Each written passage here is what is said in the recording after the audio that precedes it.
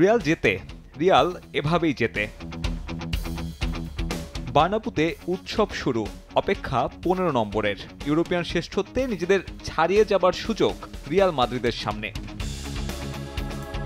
ম্যাচের রেজাল্ট দেখলে বোঝার উপায় নেই জয়টা কিভাবে এসেছে।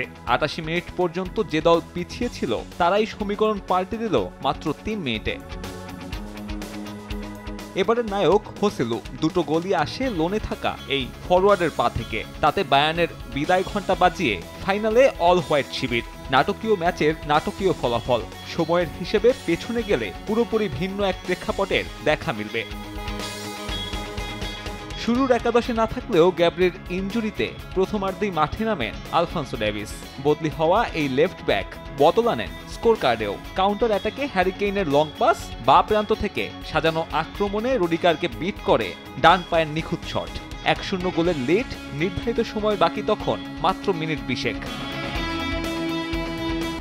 1-2-3 ঢাকায় জমি জিতে নিন 100% ক্যাশব্যাক সহ 20 কোটি টাকার পুরস্কার।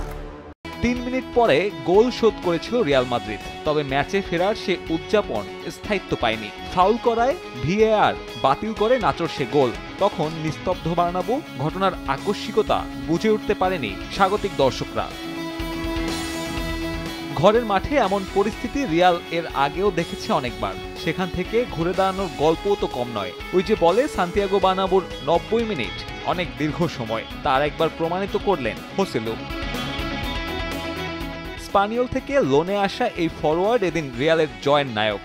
81 মিনিটে বদলি হিসেবে নামলেন, 88 মিনিটে প্রথম গোল। এরপর 91 মিনিটে তার পা থেকেই নিশ্চিত হয় রিয়ালের ফাইনালের টিকিট।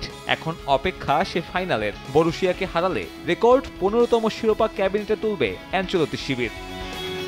সাব্বির মিথুন, সময় সংবাদ।